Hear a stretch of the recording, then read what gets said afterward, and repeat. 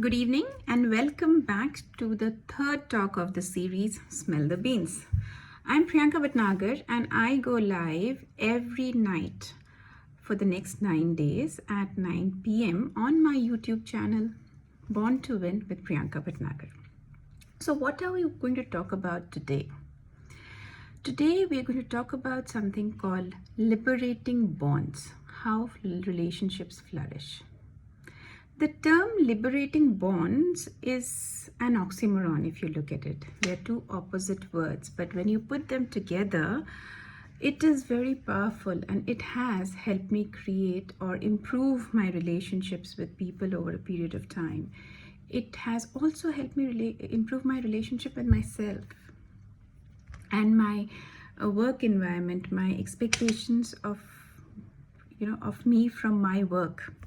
And it applies, this concept applies to every area in your life, whether it is human relationship, whether it is your give and take with your work, your professional, your career, or even if it is something that you do on a voluntary basis, because I believe volunteering is also a serious profession. Yesterday I spoke about expectations, and I covered more or less how being more detached, more loving helps one get more out of a relationship, or helps one improve the quality of the relationship and focus on inner joy or derive inner joy. Finally, why are we engaged in any relationship or in any work? Because we want to be loved, because we want to make the most out of it, because we want to have a purpose.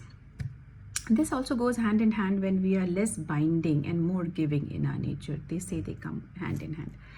So today, let me tell you the 5 top things which in my experience has helped me improve my relationships in my life. And these are all from personal experiences.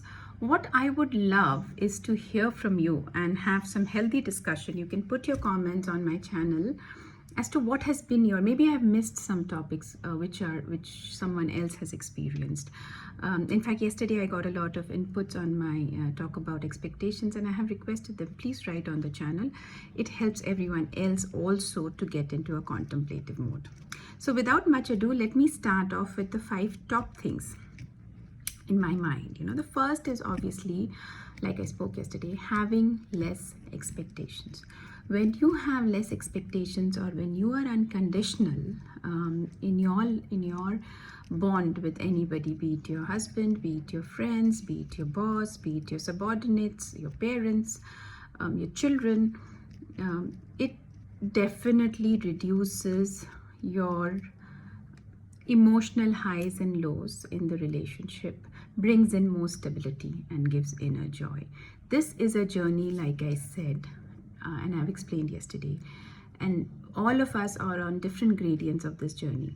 But trust me, when you keep staying on this journey over a period of time, you will realize that you have developed real strong bonds with people around you, and these bonds become liberating, become more free, and therefore less stressful. The second is the aspect, and I think this is the most underrated aspect, which we don't use it so much, but is the most important, is the ability to say no in any relationship, in any circumstances, in any situation in life. Why are we afraid of saying no? Primarily because it is a fear within us that we will be judged, or what will the other person think, or how will they perceive me or my personality, or even if it's in a work environment, will they think that I am not worthy or capable? So it is to do with a lot of insecurities, a lot of fear, and general sense of not wanting to offend somebody. However, it does not help you in the long run to strengthen any relationship. Please get up and have the ability to say no. Have the ability to be candid, and you will see how liberating the whole experience will be. You will also realize that those who are genuine, or those who care, or those who are near your dear ones, or those who are meant to be, with whom you have a vibration, you have an vibrational match, like they say in spirituality, they will remain in your life. Nobody takes them away. And those who fall off are meant to fall off, and you have to increase your levels of acceptance in those relationships or situations. So the ability to say no creates highly liberating bonds, and I have personally experienced this.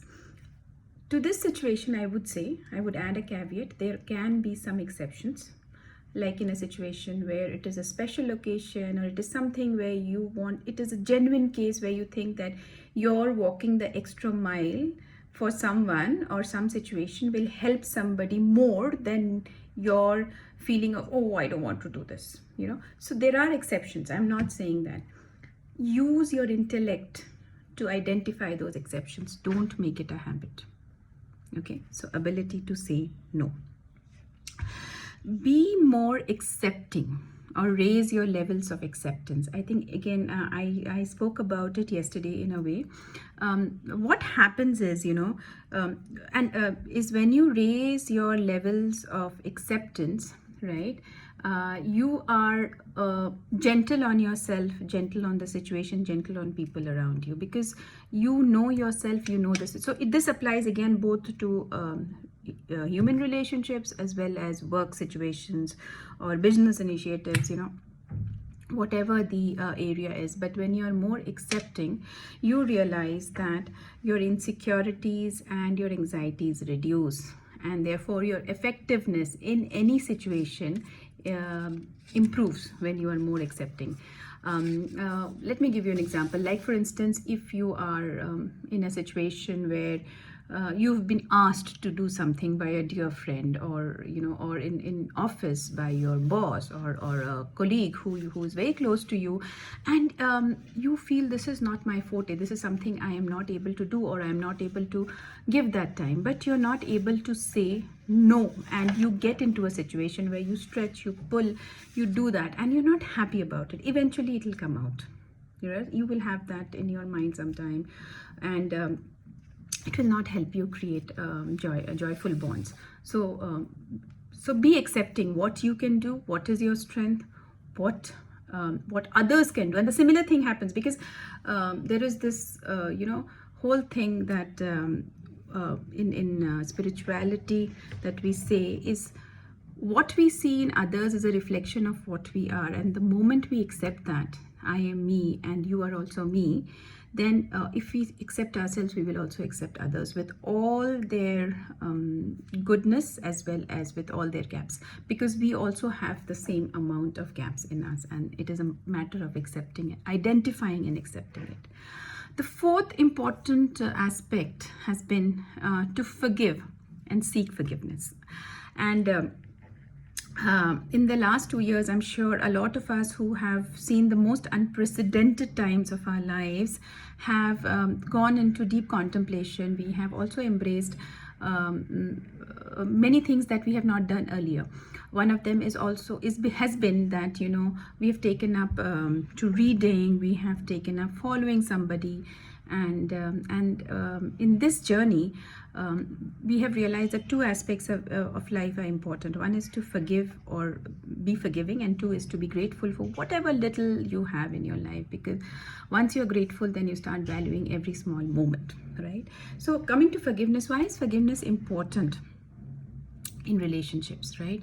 And this stems from the fact that if you love somebody unconditionally, then you will be willing to accept the person with all the goodness and the gaps.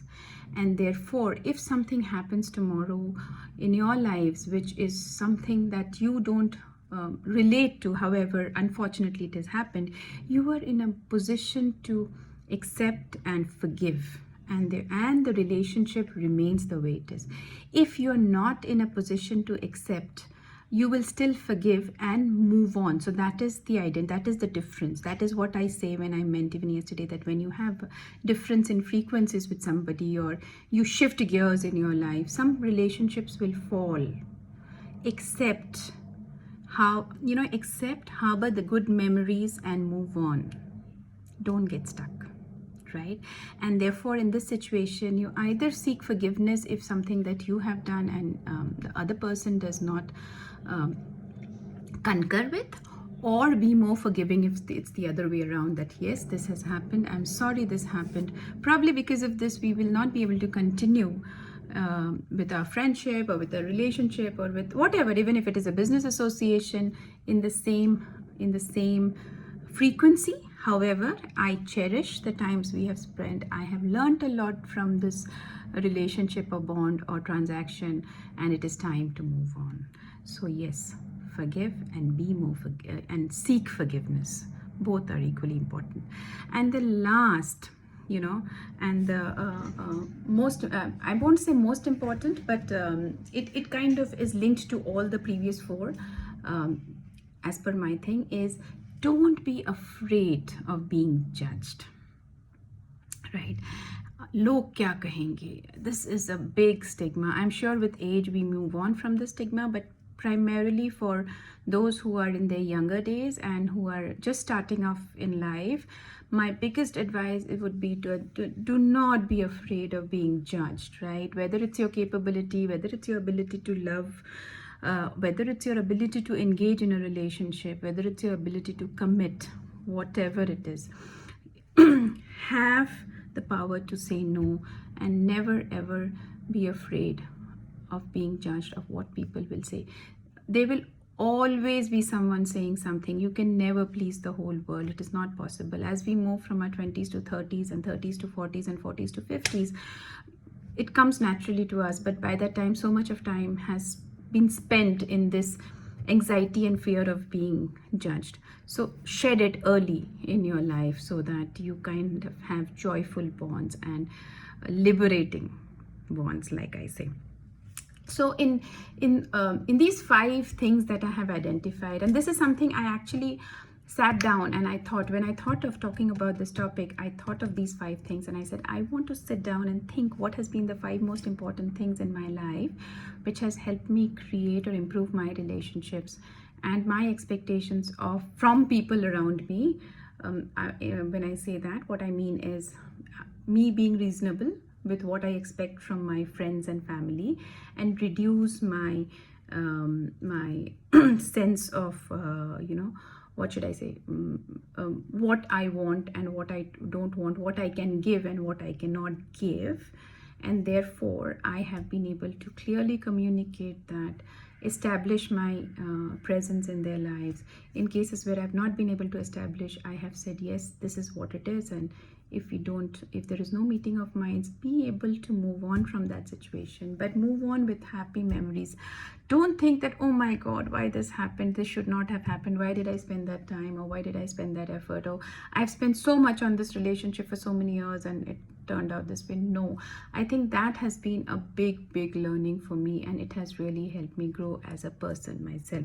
So if I were to put this whole thing in a cycle, I thought I'll draw a cycle and post it sometime, but I kind of for this talk I didn't get that time. But if I wrote down it, I wrote it down. It means that if I were to put all these 5 things, that if we shed the fear of being judged or not being accepted by someone, if we can shed that, then automatically we shed the sense of missing out on experiences, people, events, right? And once we shed the fear of missing out, then we automatically generate the courage to say no, right?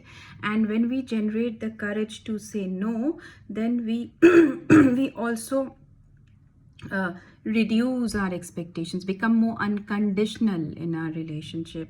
And when we become more unconditional in our relationship, we become more liberating and free, and therefore we pass on that sense of freedom to also the other person in our lives, whether it's a spouse, parents, children, friends, employees, employers, whosoever.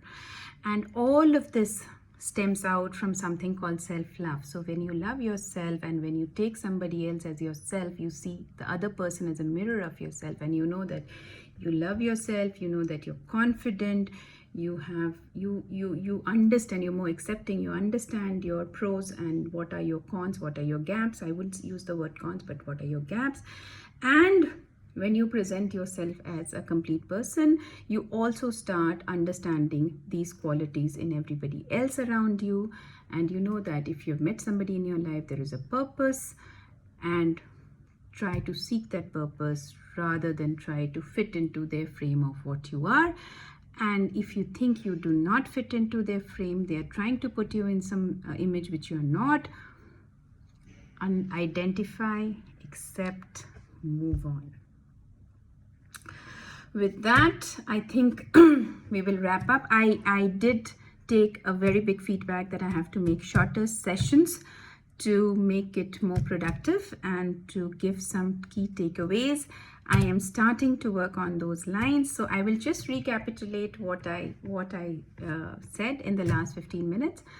5 things which helped me improve my relationships and create bonds which are joyful and liberating has been to have no expectations or reduce my level of expectations. Learn to say no in situations where you are not comfortable.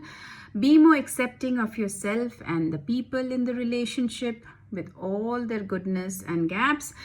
Forgive or learn to seek forgiveness. Both are important. One is for you to forgive others, the other is to learn to ask for forgiveness. And last, which is coming out of all the above, is don't be afraid of being judged. कुछ तो लोग कहेंगे, लोगों का काम है कहना, हमारा काम है हम चलते रहें आगे. Right? With that note, have a very good night. See you all tomorrow with a new topic. And keep sending me messages, keep sending me feedback. It does help me improve. It would be good to know what you want, and we can have healthy discussions around those topics. Sayonara.